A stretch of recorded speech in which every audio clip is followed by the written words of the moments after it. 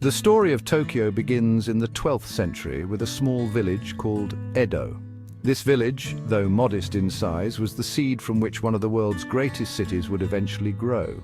Life in Edo was simple, with the villagers relying on agriculture and fishing to sustain themselves. The community was tight-knit, and traditions were passed down through generations, laying the cultural foundations for what was to come. Edo was located on the Kanto Plain, Japan's largest plain. This vast expanse of flat land stretches across the eastern part of Honshu, Japan's main island. The Kanto Plain's geography made it an ideal location for settlement and development.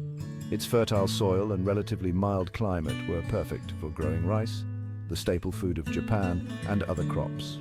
The plain's openness also allowed for easy movement and communication between different regions, fostering trade and cultural exchange. This strategic location offered fertile land suitable for agriculture, which attracted early settlers. These settlers were drawn by the promise of abundant harvest and the opportunity to build a stable life.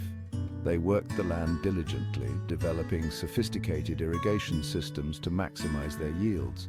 The agricultural prosperity of the region laid the economic groundwork for Edo's future growth. The nearby Sumida River provided a vital waterway for transportation and trade.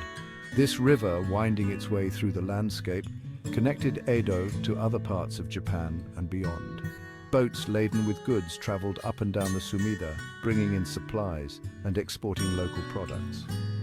The river was not just a lifeline for commerce, but also a source of inspiration for poets and artists who celebrated its beauty in their works. Edo's access to both land and water trade routes would prove crucial for its future development. The convergence of these routes made Edo a hub of activity, where merchants, craftsmen, and travelers from different regions mingled. This exchange of goods and ideas enriched the local culture and economy, setting the stage for Edo's transformation into a major urban center. Over time, Edo grew into a small, fortified town. The construction of walls and fortifications provided security against potential invaders and bandits.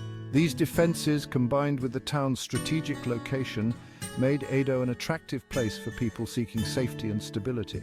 The town's population began to grow, and with it, the complexity of its social and economic structures. It was ruled by the Edo clan, who built Edo Castle in the late 14th century. This imposing structure, with its thick walls and towering keep, became the center of political and military power in the region. The castle not only served as a stronghold, but also as a symbol of the clan's authority and ambition. Its construction marked a significant milestone in Edo's development, attracting skilled laborers and artisans to the area. Edo Castle was strategically positioned on a hill overlooking the Sumida River. This vantage point provided a clear view of the surrounding area, allowing the castle's defenders to spot any approaching threats. The hill's elevation also made the castle more defensible, as attackers would have to fight uphill to reach its walls. The castle's location underscored the importance of Edo as a strategic and defensible site.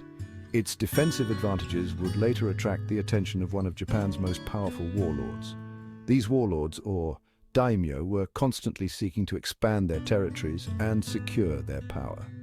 The strategic value of Edo Castle made it a coveted prize in the turbulent political landscape of the time. In the late 16th century, Japan was embroiled in a century of civil war. This period, known as the Sengoku Jidai or Warring States period, was marked by constant conflict and shifting alliances. Samurai warriors fought fierce battles, and entire regions were devastated by the chaos. Amid this turmoil, the importance of strong, defensible positions like Edo became even more pronounced. Powerful feudal lords, known as daimyo, vied for control of the land. These daimyo commanded large armies and wielded significant political influence. Their ambitions and rivalries shaped the course of Japanese history as they sought to unify the country under their rule. The struggle for dominance was intense, and the outcome of these conflicts would determine the future of regions like Edo. One such daimyo was Tokugawa Ieyasu, a skilled military strategist and politician. Ieyasu's vision extended beyond mere conquest. He sought to establish a lasting peace and stability in Japan. His strategic acumen and political savvy enabled him to navigate the complex web of alliances and enmities that characterized the period. Ieyasu recognized Edo's strategic importance and captured the town in 1590. This decisive move marked the beginning of a new era for Edo. Under Ieyasu's leadership, the town would undergo significant changes, laying the groundwork for its transformation into a major political and economic center.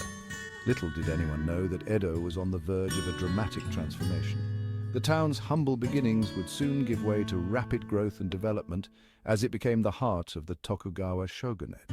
This transformation would set the stage for Edo's evolution into the bustling metropolis we now know as Tokyo, a city that continues to shape and be shaped by the currents of history. In 1603, Tokugawa Ieyasu achieved a decisive victory at the Battle of Sekigahara. This victory unified Japan under his rule and marked the beginning of the Tokugawa Shogunate. Ieyasu chose Edo as his seat of power, elevating the once modest town to the status of Japan's political center. Ieyasu immediately began to expand and fortify Edo Castle, transforming it into a symbol of his authority.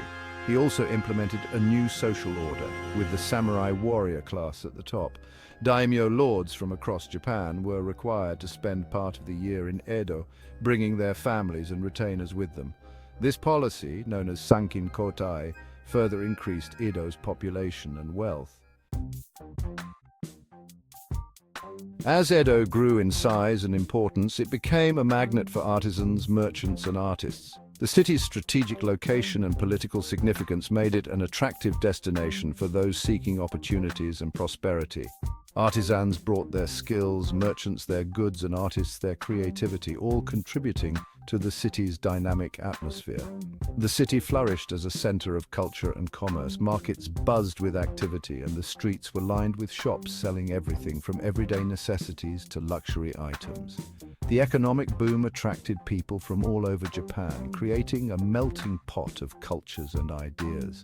Theaters drew large crowds, showcasing traditional Japanese performing arts like kabuki and bunraku puppet theater. These performances were not just entertainment, they were a reflection of the society's values, stories, and aspirations. The vibrant theater scene became a cornerstone of Edo's cultural identity. Edo's vibrant urban culture also gave rise to new art forms. The city's unique blend of tradition and innovation fostered a creative environment where artists could experiment and express themselves freely. Ukiyo-e, or pictures of the floating world, became immensely popular. These woodblock prints were not only artistic masterpieces but also a form of mass communication, making art accessible to the general public. These woodblock prints depicted scenes from everyday life in Edo, including beautiful courtesans, famous kabuki actors, and landscapes of the city. They captured the essence of the city's vibrant and diverse culture, offering a glimpse into the lives of its inhabitants. Artists like Katsushika Hokusai and Utagawa Hiroshige captured the beauty and energy of Edo in their iconic works. Their art not only showcased the city's landscapes, but also its spirit, leaving a lasting legacy that continues to inspire artists today. By the mid-18th century, Edo had grown into a bustling metropolis. Its rapid expansion was a testament to its economic and cultural vitality, drawing people from all walks of life. It was one of the largest cities in the world, with a population exceeding 1 million people. The sheer size and diversity of its population made Edo a microcosm of Japanese society, where different social classes and professions coexisted and interacted. Edo's streets were a testament to its economic vitality, bustling with merchants, artisans, and shoppers. The markets were filled with a variety of goods from fresh produce to intricate crafts, reflecting the city's thriving trade and commerce. The city had become a microcosm of Japanese society, with people from all walks of life contributing to its unique character. From samurai to commoners, everyone played a role in the vibrant tapestry of Edo's urban life, making it a truly flourishing center of culture and trade. Section 4. The dawn of a new era, the Meiji Restoration. The Tokugawa Shogunate ruled Japan for over 250 years, overseeing a period of relative peace and stability. However, by the mid-19th century, the shogunate was facing growing internal and external pressures. The arrival of American Commodore Matthew Perry in 1853 forced Japan to open its doors to the West, ending centuries of isolation. This event had profound implications for Japan's future, leading to social unrest and calls for modernization.